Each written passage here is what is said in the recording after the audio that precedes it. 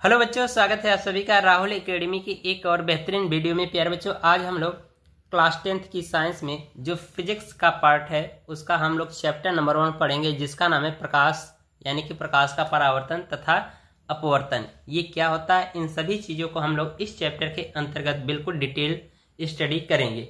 तो प्यारे बच्चों, आज की जो हमारी टॉपिक है वो है प्रकाश का परावर्तन तथा प्रकाश के अपवर्तन का नियम क्या है। ठीक है, तो प्यारे बच्चों, ये जो चैप्टर है कक्षा 12 और कक्षा 10 के दोनों विद्यार्थियों के लिए काफी ज्यादा इंपॉर्टेंट है, क्योंकि इन दोनों के फिजिक्स में सिलेबस में है। ठीक है, और इससे क्वेश्चन ज्यादातर कक्षा 10 के बोर्ड के एग्जाम में पूछा जाता है, और कक्षा 12 के विद्यार्थियों के लिए भी ये चैप्टर इंपॉर्टेंट है, क्योंकि उनके भी सिलेबस में है, तो इसलिए इससे भी क्वेश्चन ज्यादातर पूछे जाते हैं। ठीक है, तो वीडियो शुरू करने से पहले प्यारे बच्चों, अगर आप अभी तक हमारे यूट्यूब चैनल को सब्सक्राइब नहीं किया है तो चैनल को सब्सक्राइब कर लीजिए।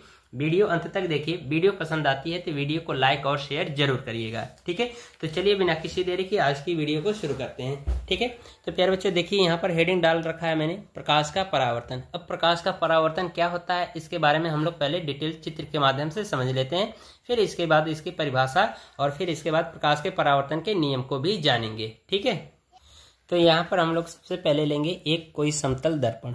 ठीक है, ये हमने समतल दर्पण ले लिया और इसको हमने कहाँ पर रखा है, बाहर यानी धूप में रख दिया। तो धूप यानी कि सूर्य से जो आने वाली प्रकाश किरणें होंगी इस दर्पण पर टकराएंगी। ठीक है, और टकराने के बाद ये क्या होती है, पुनः परावर्तित हो जाती हैं, यानी वापस उसी माध्यम में लौट जाती हैं।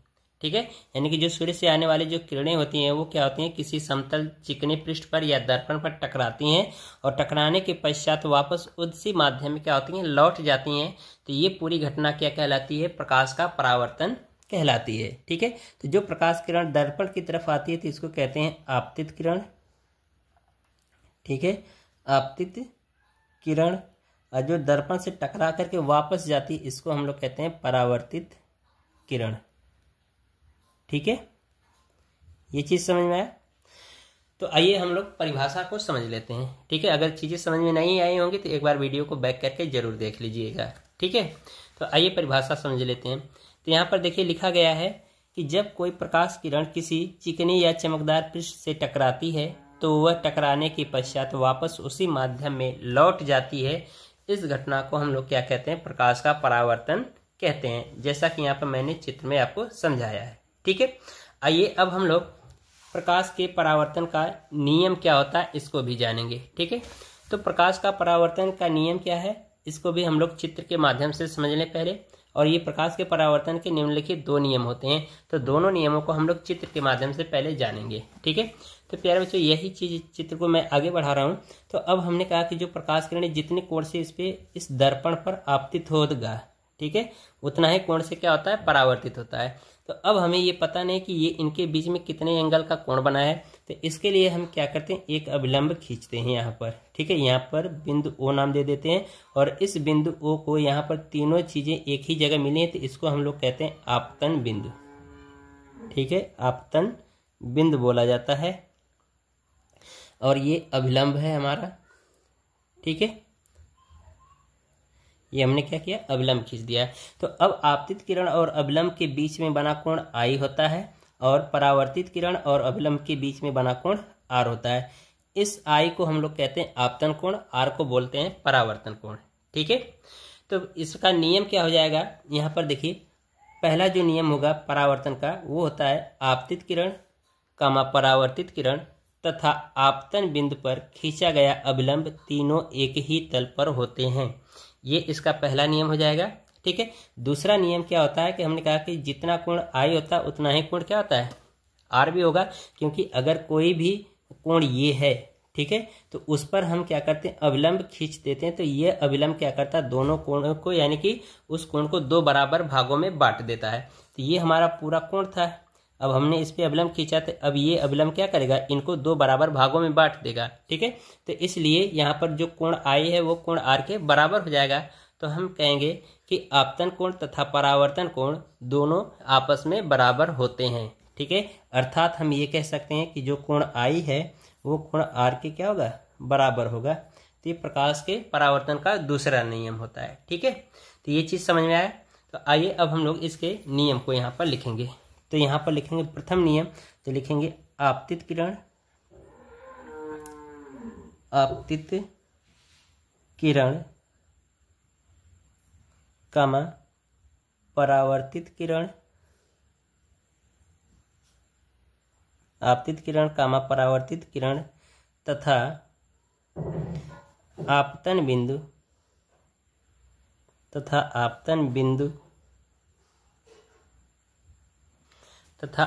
बिंदु पर खींचा गया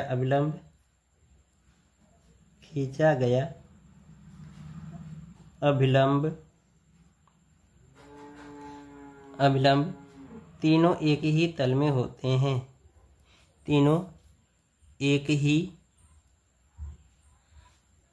तल में होते हैं।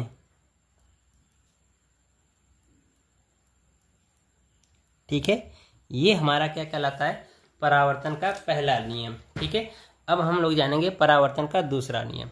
ठीक है, तो यहाँ पर हेडिंग डालेंगे द्वितीय नियम। द्वितीय नियम, ठीक है, ये हमारा क्या होगा, द्वितीय नियम होगा। तो द्वितीय नियम में हमने बताया कि जो आपतन कोण है वो क्या होता है, परावर्तन कोण के बराबर होता है। तो यहाँ पर हम लिख सकते हैं कि आपतन कोण,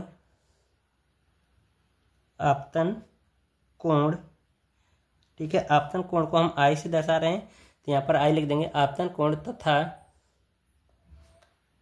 परावर्तन कोण, आपतन कोण तथा परावर्तन कोण को आर से दर्शा रहे हैं। ठीक है, तो यहाँ पर लिख देंगे आपतन कोण तथा परावर्तन कोण दोनों आपस में बराबर होते हैं, आपस में बराबर होते हैं। ठीक है, इसका मतलब ये है कि जो आपतन कोण और परावर्तन कोण दोनों आपस में बराबर हो गया, तो इसको हम लिख सकते हैं कि आपतन कोण बराबर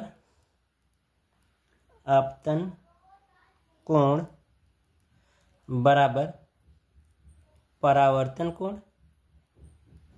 यही ना। तो इसको हम कुछ इस तरह से प्रेजेंट कर दें, आपतन कोण आई बराबर परावर्तन कोण आर। तो ये जो नियम हमारा कहलाता है प्रकाश के परावर्तन का दूसरा नियम। ठीक है, तो प्यारे बच्चों, आशा करते हैं आपको हर एक चीज़ समझ में आई होगी।